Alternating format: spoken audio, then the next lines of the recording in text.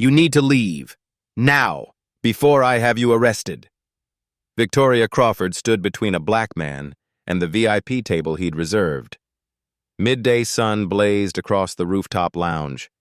She didn't ask his name, didn't check his confirmation. She looked at his face and made her decision. Her husband Ashton laughed from his seat. "Buddy, I don't know who told you that you could sit here, but they lied." The man pulled out his phone.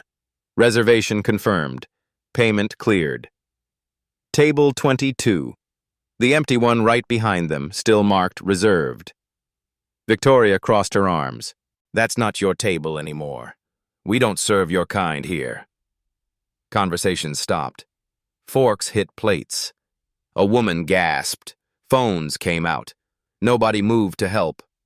What Victoria didn't know, the man she just threatened was a federal agent, and everything she'd said was now evidence. Have you ever watched someone talk themselves into prison? This is that moment. 1 week earlier, Victoria Crawford stood in her penthouse, scrolling through reservation requests. She paused on a name. "Ashton, look at this." Her husband glanced over. A black family, parents and 2 teenagers. "VIP section request," Victoria said. Ashton shrugged. "Say it's fully booked." Victoria typed, "Unfortunately, VIP seating is reserved for members only." She hit send. "We're not running a community center, we're building a brand." This wasn't new. This was policy. For 3 years, Victoria and Ashton Crawford had operated 3 upscale establishments across Manhattan. On paper, they welcomed anyone with money. In practice, their anyone was selective. Hostesses were trained in code. Check the reservation twice meant stall. Not our usual demographic meant finding a reason to refuse. Dress codes were enforced selectively. Black guests in designer clothes.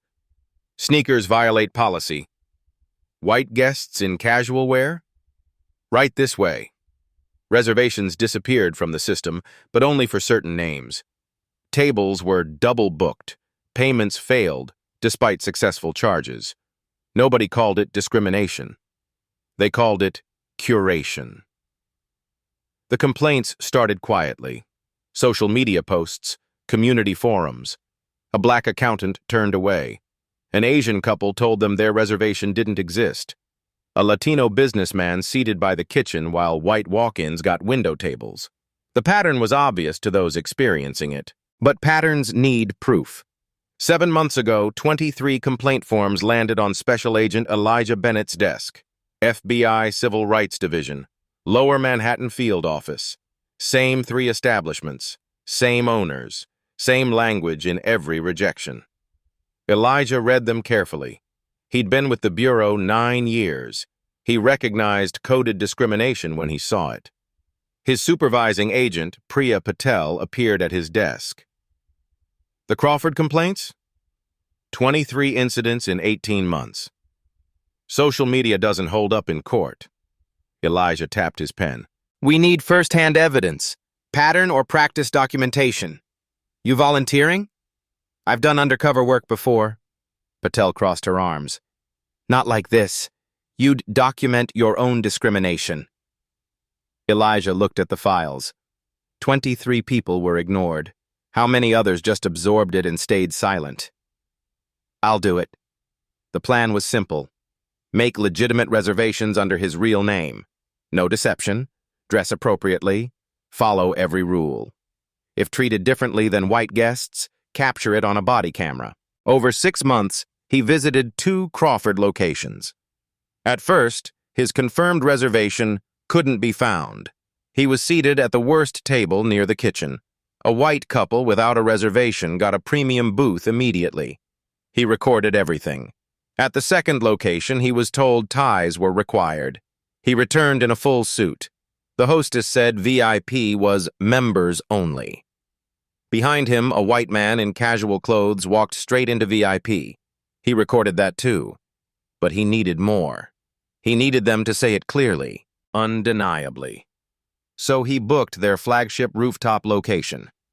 Saturday noon, VIP section. Table 22. Confirmation email arrived. Payment processed.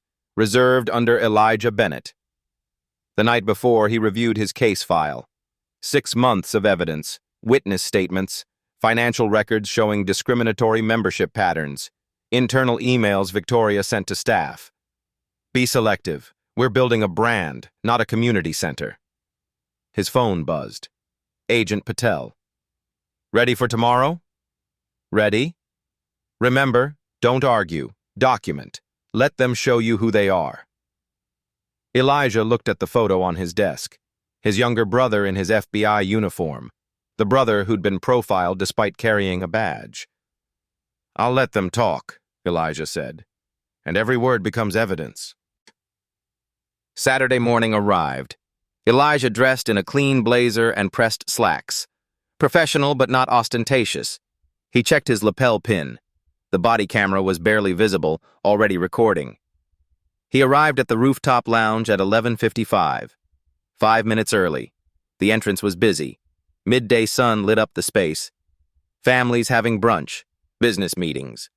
Laughter and conversation filled the air. Elijah approached the hostess stand. A young woman looked up. Her smile faltered slightly when she saw him. Can I help you? Reservation for Bennett. Noon. Table 22. She glanced at her screen, then back at him. Let me check on that. Behind her, a white couple approached.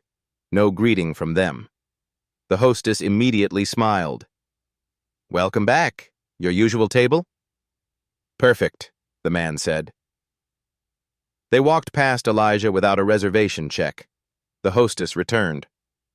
I'm having trouble locating your reservation. Elijah pulled out his phone, showing the confirmation email. She stared at it. Let me get my manager. Victoria Crawford appeared moments later. She looked at Elijah. Her expression shifted. Subtle but unmistakable. Is there a problem? Victoria asked the hostess, not Elijah. He says he has a reservation for VIP. Victoria turned to him. Her smile was thin. Sir, VIP tables are for members. There must be a misunderstanding. I have a confirmed reservation, Elijah said calmly. Table 22. I can show you the email and payment receipt. Victoria barely glanced at his phone. Our system shows that table is unavailable. Elijah looked past her. Table 22 sat empty, a reserved placard on top. That's my table, he said. Victoria's voice hardened. Sir, I'm going to have to ask you to leave. Elijah didn't move. He stood at the hostess stand, reservation confirmation still visible on his phone screen. I'd like to speak with someone about this, he said evenly. Victoria's jaw tightened. I am someone. I'm the owner, and I'm telling you that table isn't available. It's sitting empty right behind you. It's reserved. For me, Bennett, noon, I can show you the payment confirmation. Victoria glanced at the hostess. Call Ashton. Within 30 seconds, a white man in expensive casual wear emerged from the VIP section. Ashton Crawford held a mimosa in one hand, sunglasses pushed up on his head. He sized Elijah up immediately. What's going on? Victoria gestured vaguely. He's insisting he has a reservation for 22. Ashton looked at Elijah like he was a stain on the furniture. Buddy, I don't know who told you that you could sit here, but they lied. Nobody told me anything, Elijah said. I made a reservation a week ago. I have the confirmation. Ashton didn't look at the phone. Let me explain something. This section is curated. We have standards. I meet your standards. I have a reservation, and I paid for it. Standards aren't just about money. Ashton took a sip of his drink. It's about fit. You understand? Around them, other guests were starting to notice. Conversations dropped in volume. A woman at a nearby table nudged her companion and nodded toward the confrontation. Elijah kept his voice calm. Are you refusing to honor my reservation? I'm saying there's been a mistake, Victoria cut in. We'll refund you, but you need to leave. I don't want a refund. I want the table I reserved. Ashton stepped closer. Not threatening, but invasive, claiming space. Look, man, read the room. Does this look like your kind of place? The words hung in the midday air. A young white woman at a corner table pulled out her phone. She started recording. Elijah looked around the VIP section. Every occupied table was white. The staff serving them, black, Latino, Asian. The guests being served, white. My kind of place, Elijah repeated quietly. Victoria sensed the attention growing. She forced a smile. Sir, we're trying to be accommodating. We can seat you in the main dining area. Complimentary appetizers. I don't want the main dining area. I want table 22. Ashton's patience snapped. Jesus Christ! Security! Two large men in dark suits appeared. One was white. One was black. Mid-30s, an uncomfortable expression already forming. Darnell, Ashton said to the black security guard. Escort this gentleman out. Darnell looked at Elijah. Something passed between them. Recognition. Shame. Complicity. Sir, Darnell said quietly, I'm going to have to ask you to leave. Elijah didn't look away from Victoria. I'm a paying customer with a confirmed reservation. Why am I being removed? You're trespassing, Victoria said. I'm not trespassing. I have a legal right to be here. This is a private establishment. We reserve the right to refuse service. Not based on race. That's federal law. The words dropped like a bomb. Victoria's face flushed. This has nothing to do with race. This is about... About what? Elijah asked. My reservation is valid. My payment was cleared. I'm dressed appropriately. So what exactly is the problem? Ashton laughed. It was sharp, defensive. You're making a scene. That's the problem. I'm standing here asking for the table I paid for. You're the ones making a scene. A white woman at an adjacent table, tipsy from bottomless mimosas, leaned over. Oh my God, just go somewhere else. You're ruining everyone's brunch. Her companion giggled. Another patron, white male in a business suit, muttered loudly enough to be heard. Seriously, dude, have some self-awareness. Nobody defended Elijah. The young woman kept recording. Everyone else watched. Victoria seized the moment. She turned to the growing audience, playing to them. Ladies and gentlemen, I apologize for the disruption. We're handling this. She turned back to Elijah. Her voice dropped, but not enough. The microphone in his lapel caught every word. You need to leave now before I have you arrested. For what crime? Trespassing. Disturbing the peace. I'm disturbing the peace by asking for the table I reserved? Ashton stepped in again. All right, enough. You want to know the truth? Fine. We don't want you here. You don't fit. You don't belong.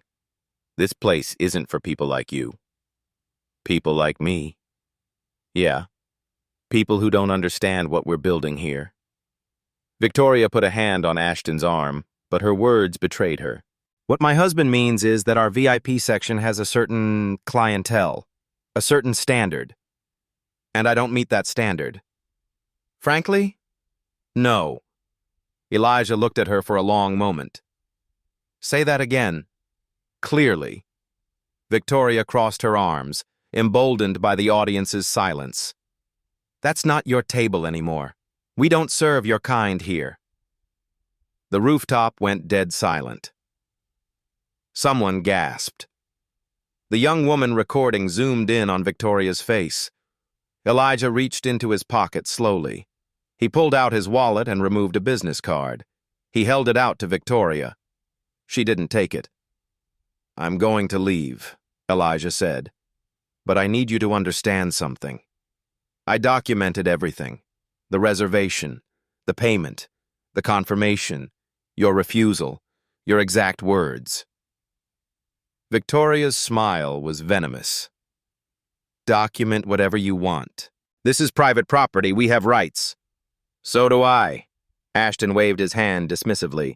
Get a lawyer then. Sue us. Good luck with that. Elijah pocketed the card. He looked at Darnell, the security guard. You heard all of this. Darnell's eyes dropped. He said nothing. Elijah turned to the young woman recording. Thank you for documenting this. She nodded, still filming. He walked toward the exit. Every eye followed him. As he passed the hostess stand, Victoria called after him. And don't try to book here again. Your name is flagged in our system. Elijah paused, turned back. Flagged. That's right. We have a list. You're on it. A list of people you refuse service to. A list of people who cause problems. And what's the common factor on that list? Victoria didn't answer. She didn't need to. Elijah walked out into the bright afternoon sunlight. Behind him, applause broke out. Actual applause. Victoria and Ashton soaking it in like they'd won something. Ashton raised his mimosa. Crisis averted, people. Brunch is back on. Laughter. Relief. The crowd returned to their meals. Victoria pulled the hostess aside. Make a note in the system. Bennett. Elijah Bennett. Blacklist him. If he tries to book any of our locations, auto-reject. Got it. And send a message to our other managers. His photo. Make sure everyone knows. The hostess hesitated. Is that legal? Victoria's smile was ice. It's our business. We decide who we serve. Inside the VIP section, the white woman who'd told Elijah to leave turned to her friend. Finally, I thought he'd never go. Right? So awkward. They returned to their avocado toast. Darnell stood near the entrance, staring at the door Elijah had walked through. His partner, the white security guard, clapped him on the shoulder. Forget it, man. Not our problem. But Darnell couldn't forget. He pulled out his phone and opened his notes app. He started typing. Saturday, noon, blackmail, valid reservation, refused service. The owner said, we don't serve your kind here. Patron ejected, flagged in the system. He saved the note, added it to a file he'd been keeping for 11 months. 47 incidents now. 2 blocks away, Elijah walked into a coffee shop. He sat at a corner table, pulled out his phone and tapped his lapel pin. The camera stopped recording. 42 minutes of footage. Crystal clear. Every word is captured. He opened an encrypted messaging app and typed, Incident complete. Full documentation captured. They said it explicitly. Multiple witnesses. Ready to proceed. The response came in seconds. Agent Patel. Sending it to DOJ now. This is exactly what we needed. Elijah stared out the window. His reflection looked tired. He thought about the 23 people who'd filed complaints before him, the dozens more who hadn't. Every person who'd been told they didn't belong and had no way to prove it. His phone buzzed again. Patel. They have no idea what's coming. Elijah allowed himself the smallest smile. No, they didn't. By Monday morning, the video would be viral. By Tuesday, federal subpoenas would arrive. By Wednesday, Victoria and Ashton Crawford would be sitting in an FBI interview room, realizing exactly who they'd humiliated. But for now, they were celebrating, toasting their victory, believing they'd protected their brand. They had 72 hours left before their world collapsed. Sunday morning. The video hit the internet at 7:32 a.m. The young woman who'd recorded the confrontation posted it with a simple caption, VIP racism at Crawford rooftop. Watch until the end. By 9 a.m., 50,000 views. By 11, 200,000. By noon, 1.4 million. The comments section exploded. Outrage, disbelief, anger, but also skeptics. There's got to be more to this story. Maybe he was causing problems before she started filming. Why didn't he just leave? Why make a scene? The video didn't show Elijah's calm demeanor. It didn't show his reservation confirmation. It started mid-confrontation, catching Victoria's words, "We don't serve your kind here." But without context, some people found ways to doubt. Victoria woke up to 300 missed calls. She grabbed her phone, scrolled through notifications, and felt her stomach drop. The video was everywhere. Twitter, Instagram, TikTok, local news sites picked it up. "Ashton! Ashton!" He stumbled out of the bedroom, hungover. "What?" She shoved the phone in his face. He watched 30 seconds and went pale. "Oh, shit. We need to handle this. Now." They called their lawyer first. Marcus Carter, corporate attorney, expensive retainer. "I'm seeing the video," Marcus said over speakerphone. "This is bad." "Can we sue her for defamation?" Victoria asked. "Sue who? The woman who filmed you saying you don't serve his kind?" "No, Victoria. You can't sue someone for posting your own words." Ashton paced. "It's out of context. She cut off the beginning." "Doesn't matter. What you said is clear. What you did is clear." "So, what do we do?" Marcus sighed. "Apologize. Immediately. Make it public. Offer sensitivity training. Donate to a civil rights organization. Do damage control before this gets worse." Victoria grabbed her laptop. She opened Instagram and started typing. "We deeply regret the misunderstanding that occurred at our establishment yesterday. We are committed to creating an inclusive environment for all guests. We will be implementing additional staff training to ensure this never happens again." She hit post. The response was immediate and brutal. "Misunderstanding? You literally said you don't serve his kind. This isn't an apology. This is PR garbage. Too late. Your business is done." By Sunday afternoon, sponsors started pulling out. A liquor brand that supplied their bars issued a statement. "We do not align with establishments that discriminate." A corporate event planner canceled 3 upcoming bookings. "Our company values don't align with yours." Reservation cancellations flooded in. Dozens.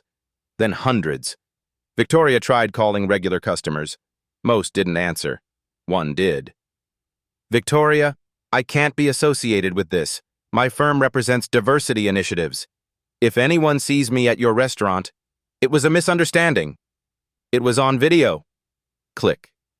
Meanwhile, 200 miles away in Washington, D.C., the Department of Justice Civil Rights Division was already moving. Senior trial attorney Keisha Williams reviewed the file Agent Patel had sent over. 7 months of investigation, 23 complaints, financial records, internal communications, witness statements, and now, video evidence of the owner explicitly refusing service based on race. Keisha picked up her phone. "File it. Pattern or practice discrimination. Title II violation. We're going after all 3 locations." Back in New York, other victims started coming forward. A black woman named Shanice posted her story. "This happened to me 3 months ago.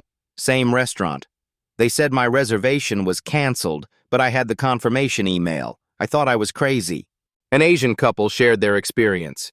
"We were told there were no tables. We watched 3 white couples get seated after us. No reservations." A Latino businessman. "I was seated but ignored for 45 minutes.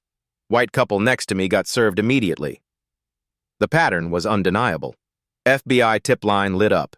Emails poured in. By Sunday evening, 47 people had contacted authorities with similar stories. Agent Patel forwarded everything to the DOJ. Darnell, the security guard, sat in his apartment watching the video go viral. His girlfriend stood behind him. "Baby, that's you in the video."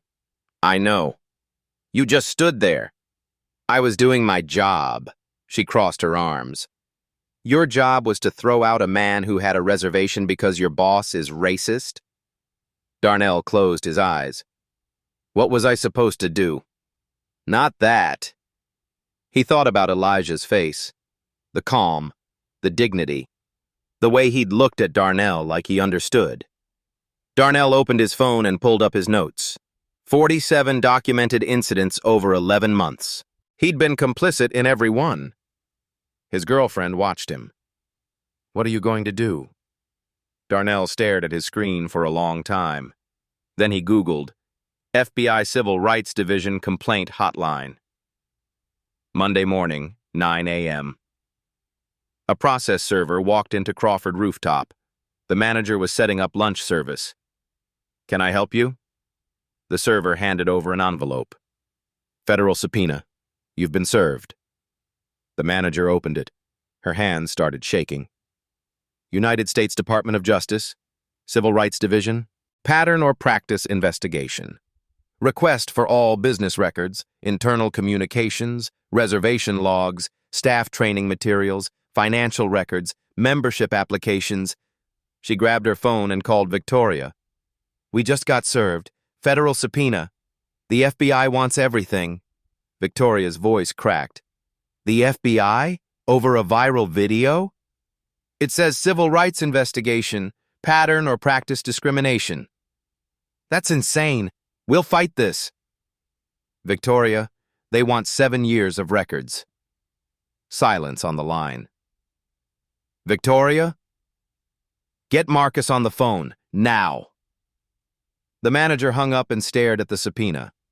At the bottom, a name. Supervisory Special Agent Priya Patel, FBI Civil Rights Division. This wasn't about a video anymore. This was federal. Across town, Elijah sat in the FBI conference room. Agent Patel slid a document across the table. The DOJ is filing the civil case Wednesday. We're recommending criminal referral to the state attorney general. How many plaintiffs so far? 47 and counting. 3 more calls this morning. Elijah looked at the paperwork. 7 months of work coming together. When do we bring them in for questioning? Patel smiled. Thursday, 10 a.m., Federal Building. They've been instructed to appear. Will they show? Their lawyer will make sure they do. He knows what happens if they don't. Elijah leaned back. They still don't know who I am. No. They think you're just another victim. Another complaint. Good. Patel closed the file. When you walk into that interview room and show them your badge, I want to be there to see their faces. You will be. Thursday was 3 days away. Victoria and Ashton had 3 days left of thinking they'd get away with it. 3 days of believing their lawyer could make it disappear. 3 days of not knowing the man they humiliated had a badge, a case file, and 7 months of evidence. The clock was ticking. Thursday morning, 10 a.m., Victoria and Ashton Crawford walked through security at 26 Federal Plaza. Metal detectors, ID checks, phones surrendered. Victoria's hands trembled, placing her purse in the bin. This is intimidation, Ashton muttered. Their lawyer, Marcus Carter, kept his voice low. This is a federal investigation. Keep quiet and let me handle it. 8th floor, sterile hallway, windowless conference room, a table, 4 chairs, a camera in the corner. They sat. They waited. Victoria checked her watch. How long? The door opened. A South Asian woman in a dark suit entered, carrying a thick file. Good morning. Special Agent Priya Patel, FBI Civil Rights Division. She sat without waiting for acknowledgement. This is voluntary. You're not under arrest, but lying to a federal agent is a crime. Understood? Marcus nodded. Understood. Patel pulled out a document. September 21st. Your rooftop location. Tell me what happened. Victoria cleared her throat. A misunderstanding with a guest. It's been exaggerated. A misunderstanding. He was confrontational. We asked him to leave. Patel slid a photo across the table. Frame from the viral video. Victoria pointing, mouth open. Is this you? Yes. What are you saying here? Silence. Patel read from a transcript. Quote, We don't serve your kind here. Is that accurate? Victoria flushed. Out of context. What context makes that appropriate? I was frustrated. He had a reservation. He claimed he did. Patel produced another document. Confirmation email.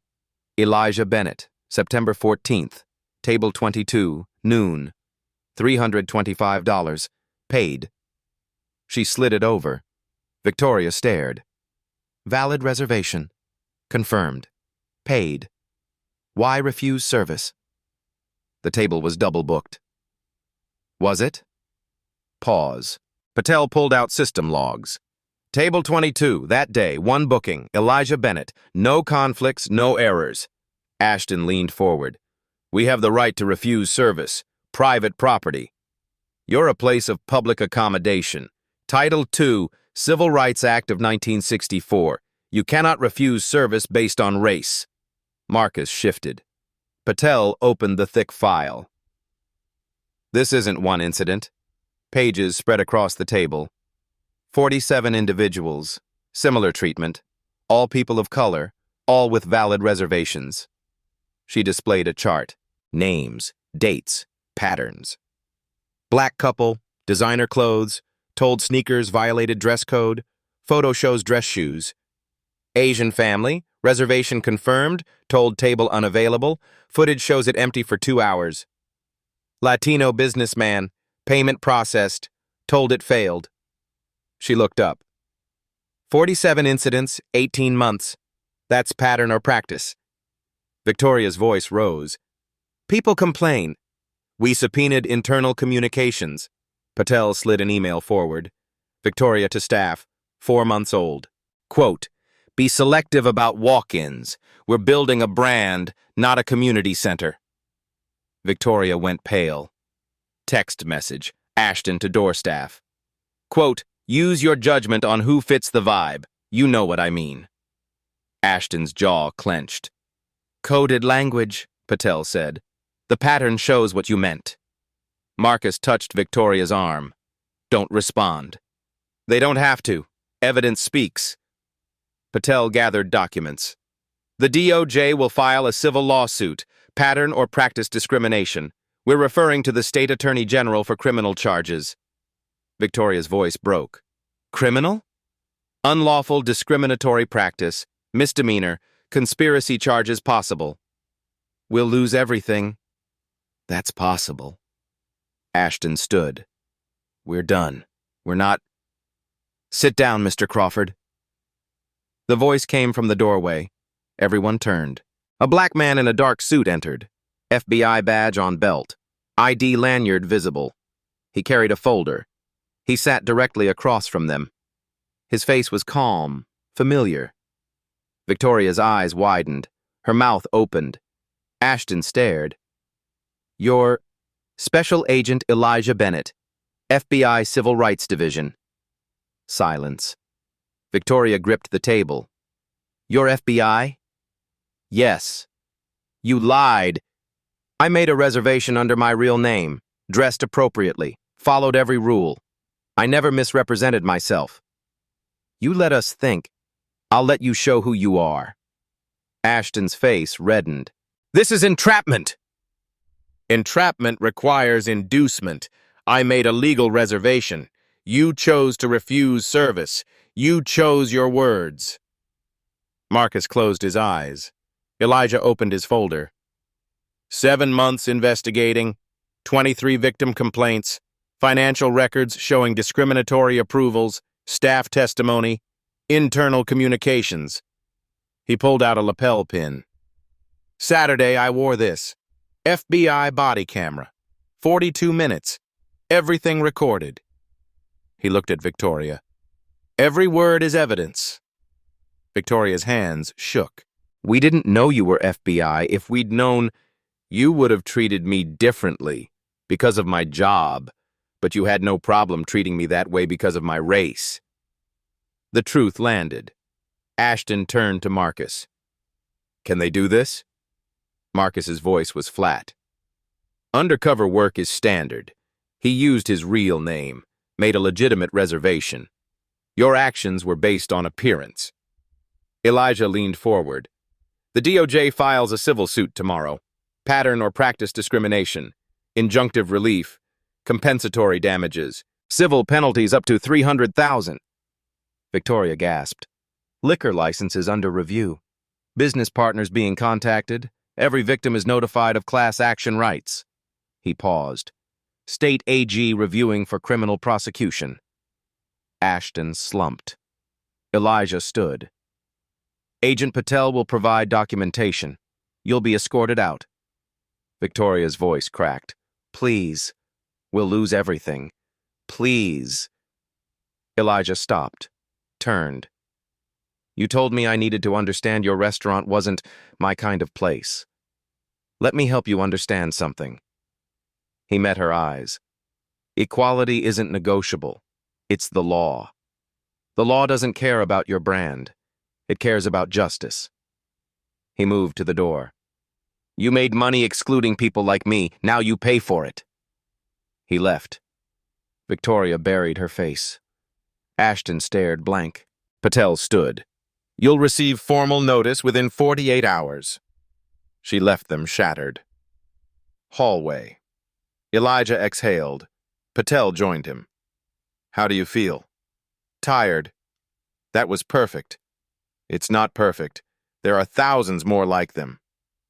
Now we have proof they can be stopped. Elijah nodded.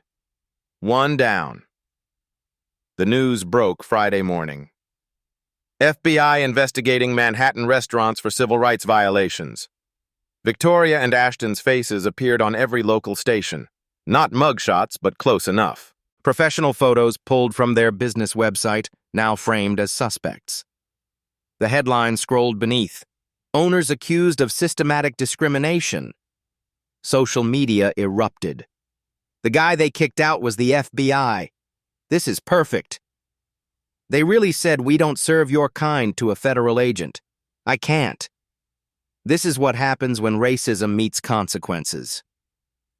By noon, their corporate sponsors had released statements. A premium vodka brand. We're immediately suspending our partnership with Crawford Hospitality Group pending investigation. A luxury watch company that had hosted events at their venues. Our values don't align with discriminatory practices. An influencer who'd promoted their Sunday brunch. I had no idea. No, I'm horrified. I'll never go back. The reservation system crashed from cancellations. Saturday morning, their investors called an emergency meeting. Victoria and Ashton sat across from 3 venture capital partners in a midtown conference room. The same people who'd praised their discerning approach to clientele now looked at them like liabilities. The lead investor didn't waste time. You've exposed us to massive legal risk. We're divesting immediately. Ashton leaned forward. We didn't know he was FBI. How are we supposed to? You weren't supposed to discriminate at all. The investor slammed his hand on the table. That's the point. FBI or not, you refused service based on race. On camera. Victoria's voice trembled. We can fix this. Sensitivity training, public apology, donations. Too late. The damage is done. Our other portfolio companies won't associate with this. Another investor chimed in. Do you understand what pattern or practice means? It means systematic, institutional. This wasn't one bad day. This was your business model. They slid termination papers across the table. Sign. We want to go out. Victoria's hand shook as she signed. 3 years of investment. Gone. While their financial backing collapsed, the FBI was building its case. Monday morning, Agent Patel sat in a small interview room with the first employee witness, the hostess from the rooftop location. Young, white, visibly nervous. Thank you for coming in, Patel said. Am I in trouble? That depends on what you tell me, but cooperation helps. The hostess twisted her hands. They trained us. First week, Victoria sat us down and gave us guidelines. What kind of guidelines? Code phrases. Check the reservation twice meant stall, make them wait, make them uncomfortable enough to leave. What else? Not our usual clientele meant finding a reason to refuse them. Dress code, payment issues, anything. Patel took notes. Did she specify who these phrases applied to? The hostess nodded slowly.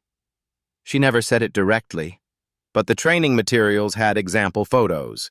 Aspirational guests versus problematic guests. All the aspirational ones were white. All the problematic ones were not. Do you still have those materials? They made us delete them after training, but I took screenshots. She pulled out her phone. Patel looked at the images. Training slides. One side labeled brand aligned. White families, white couples, white business professionals. The other side labeled requires discretion. Black, Latino, Asian guests in similar attire. Can you send these to me? Yes. Did you ever refuse service based on these guidelines?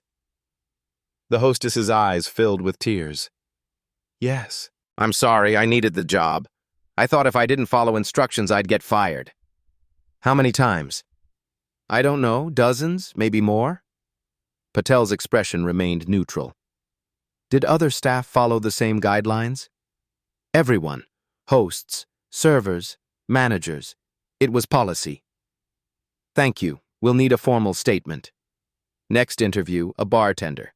Latino, mid-20s. They told me to prioritize white customers during rushes, he said. If I don't, my shifts get cut. Did anyone complain about this policy? One server did, black woman. She said it was racist. They fired her 2 weeks later for performance issues. Do you remember her name? He provided it. Patel added her to the witness list. Third interview, Darnell. The security guard who'd been ordered to remove Elijah. He arrived with a notebook. 11 months of handwritten logs. I documented everything, Darnell said quietly. Every time I watched them turn someone away, every coded conversation, every person I was told to remove who hadn't done anything wrong. He slid the notebook across the table. Patel opened it.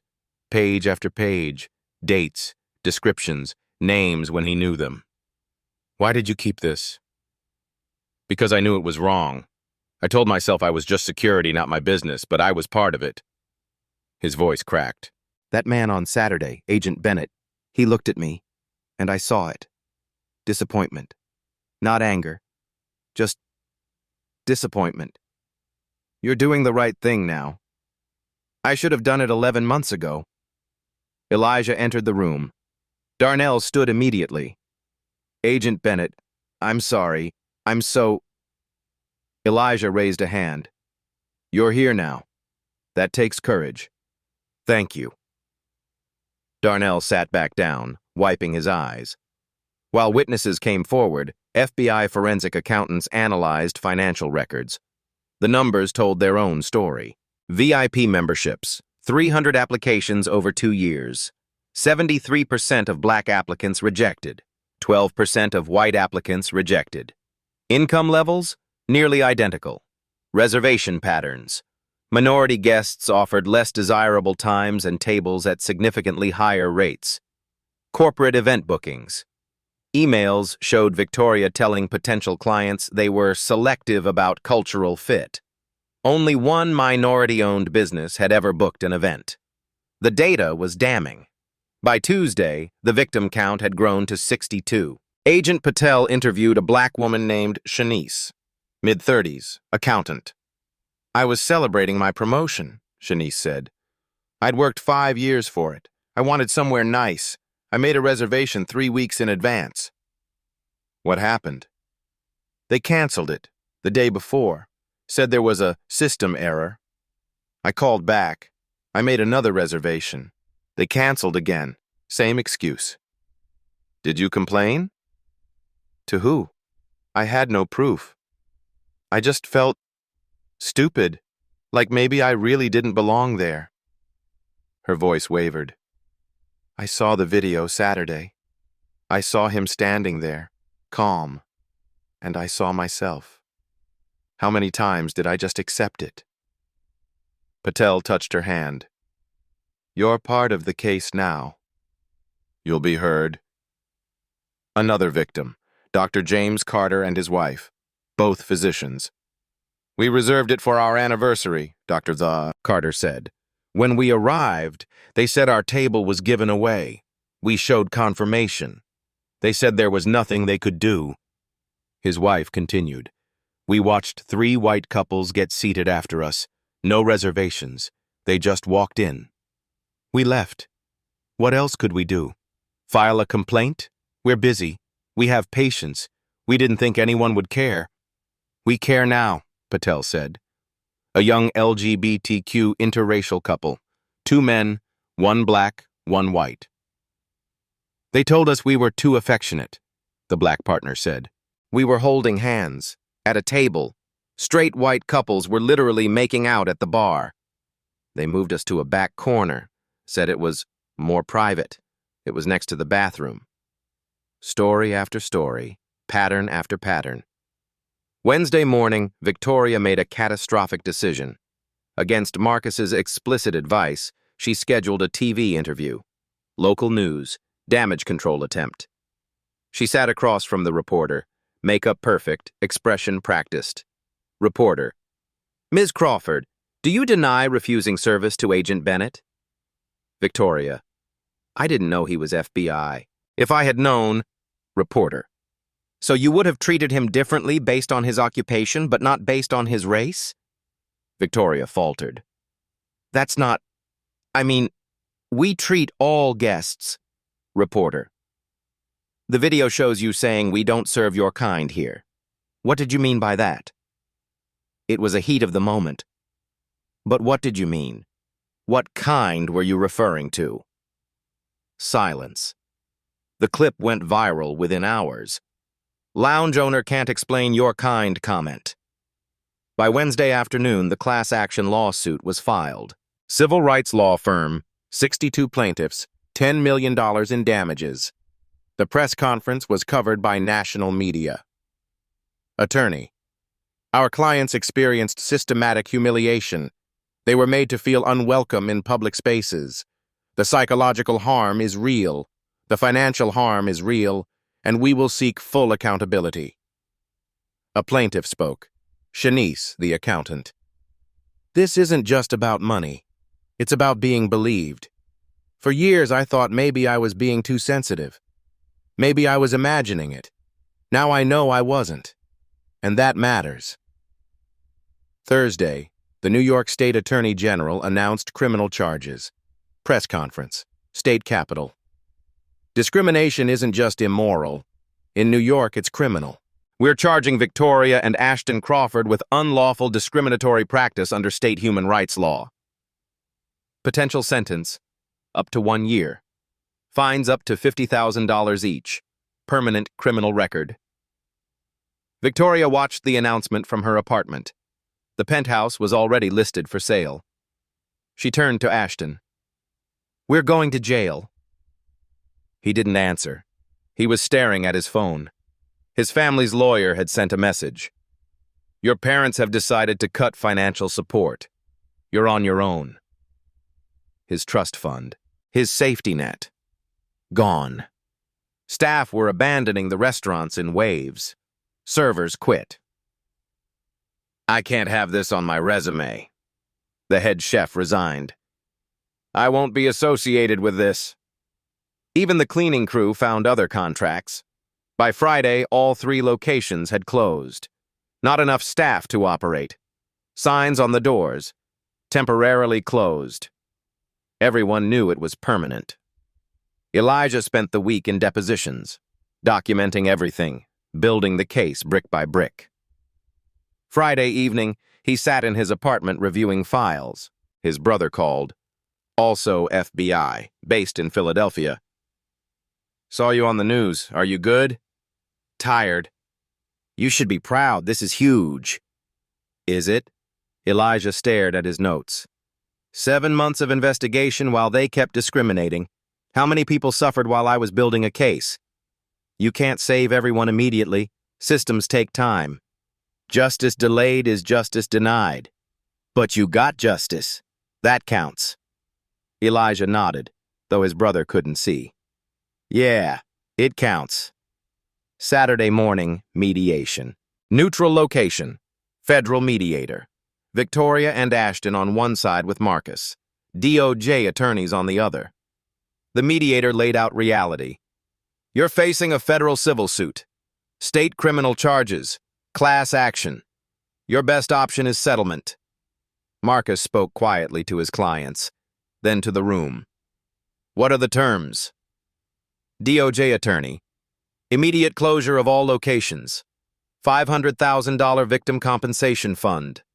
10-year consent decree on any future hospitality business. 200 hours of community service each. Public admission of wrongdoing. Lifetime ban from membership-based establishments. Victoria's voice was hollow. That's everything. That's accountability. Ashton looked at Marcus. What if we fight? You'll lose. The evidence is overwhelming. And criminal charges stay active. Victoria signed first, then Ashton. Their empire ended with 2 signatures. Outside, Elijah stood with Agent Patel. It's over, she said. This case is over. The work isn't. One at a time. Monday morning. Federal courthouse steps. Agent Patel stood at the podium beside Elijah. Cameras flashed. Reporters crowded forward. Victoria and Ashton Crawford have entered a settlement agreement admitting violations of the Civil Rights Act. Terms include immediate closure of all establishments, $500,000 compensation fund, and 10-year consent decree. A reporter called out, "What's a consent decree?" Any future hospitality business they operate faces federal civil rights audits, regular reviews. They'll never operate unchecked again. Inside, Victoria and Ashton read their mandatory statement. Victoria's voice was hollow. We engaged in discriminatory practices. We caused harm based on race. We take full responsibility. Ashton added flatly. We're deeply sorry. We're committed to learning. A reporter asked, Do you believe you're racist? Silence. Victoria's voice cracked. I have biases I didn't recognize. I need to confront them. Not redemption, just a beginning.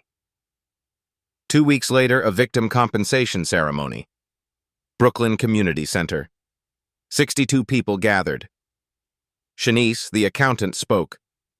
This isn't about money, it's about being believed. The system finally said what happened was wrong. Dr. Carter followed. We needed to be heard. We needed proof that we weren't imagining it. Relief, validation, justice. 1 month later, the rooftop building reopened. New ownership, new purpose, sign unveiled, Harlem Community Arts Center, all welcome. Opening day drew hundreds, families, artists, students, every race, every background. The councilwoman cut the ribbon. This space was excluded. Now it belongs. Inside, no VIP section existed. Same tables, same view. No velvet ropes. Everyone is equal. A young black girl asked her mother, Is this where it happened? Yes, baby. Where someone stood up for what's right. Can we come back? Anytime we want. That's the point. 3 months later, Ashton worked retail. High-end store, sales floor, not management. His community service, teaching workplace diversity training. I didn't think I was racist, he told business owners. I thought I was protecting a brand. I was wrong. Someone asked, Have you changed? He paused. I'm starting to understand what I didn't. That's not the same as fixed. Honest, at least. Victoria's path was harder. Therapy twice weekly, support group, court-ordered, but she attended. Her therapist asked, What do you understand now? Victoria stared at her hands. Exclusivity felt like success, but it was cruelty with expensive furniture. She volunteered at a civil rights organization, filing, data entry, unglamorous work. A black co-worker watched her carefully, eventually spoke. You hurt people. I know. Words aren't enough.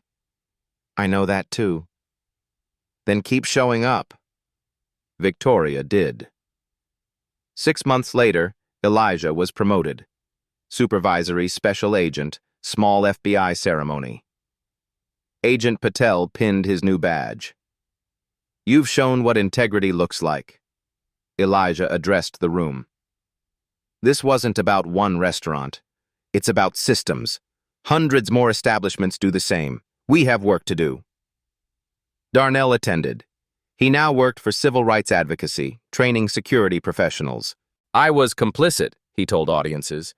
"I watched discrimination and called it my job. Here's how to recognize it, how to stop it." Shame became education. 1 year later, the criminal case concluded. State courtroom. Victoria and Ashton pleaded guilty to misdemeanor civil rights violations. The judge spoke before sentencing. "You excluded people based on race, made discrimination policy. This conviction follows you permanently, as it should." Sentence: probation, fines, permanent records. They'd never escape it. Outside, a reporter approached Elijah. "How does this feel?" "Justice isn't about feelings. It's accountability. They broke the law. They faced consequences. That's how it works." "What's next?" "More cases, more investigations, more work." That evening, Elijah visited the Arts Center. Off-duty, casual clothes, a young black girl recognized him. "You're the agent from the news?" He smiled. "I am. My mom says you made it so people like us can go anywhere. Places like this were always for everyone. Sometimes we just remind people." She ran back to her mother, smiling. Elijah watched them enter. The space that was excluded is now welcomed. Not perfect, but real. Systems could change. Spaces could be reclaimed. Justice could work. One case at a time. This story began with an insult at a restaurant table. It ended with federal enforcement, criminal charges, and systemic reform. But here's what it was really about. Victoria and Ashton didn't think they were discriminating. They thought they were maintaining standards. They used coded language, curated clientele, brand protection. That's how discrimination persists. Not through open hatred, but through systems disguised as sophistication. Elijah Bennett didn't just experience discrimination. He documented it, methodically, for 7 months, because one person's story can be dismissed. A pattern is evidence. 23 complaints became 62 victims. 62 victims became a federal case. A federal case became justice. But here's the hard truth. For every Elijah Bennett with resources to fight back, how many others just absorbed it? The server who smiles through microaggressions. The professional who doesn't correct assumptions. The parent explained to their child why they weren't welcome. This case succeeded because witnesses used their privilege correctly. Emily filmed and testified. She didn't center herself. She documented and supported. That's what allyship looks like. The institutions worked, FBI, DOJ, State Attorney General, because people demanded they function. Justice doesn't activate itself. It requires fuel, evidence, persistence, public pressure. Agent Bennett is still investigating. More venues, more systems, more gatekeeping disguised as exclusivity.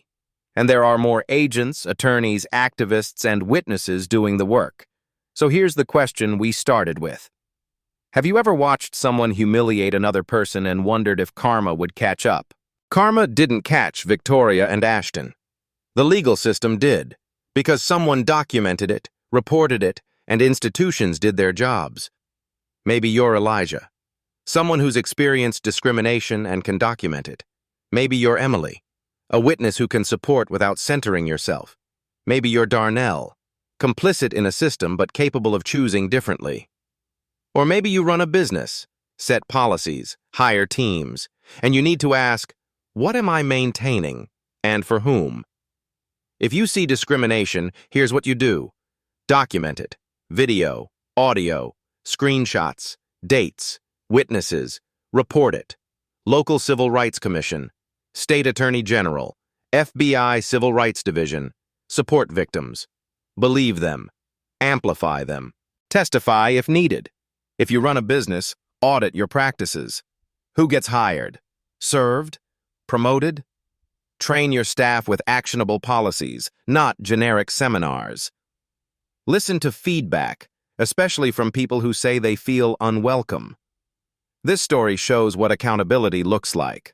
Not perfect, not instant, but real. Spaces can be reclaimed, systems can be pushed, people can change, or be removed. If this story moved you, hit the like button. It helps us reach people who need to hear it.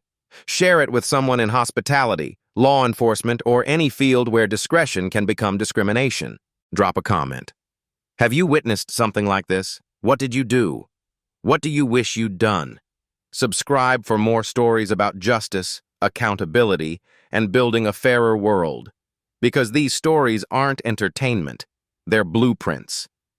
Victoria Crawford thought Elijah Bennett didn't belong at her table. Turns out, she was the one who didn't belong in the hospitality business, based on investigative reporting and civil rights case patterns. Names and details fictionalized for protection and narrative clarity. The story you heard today wasn't cleaned up. It was told exactly as it happened. At Black Voices Uncut, we believe that's the only way truth can live. If you felt something, hit like, comment, and your reaction, and subscribe. Every week, we bring you voices that refuse to be silenced.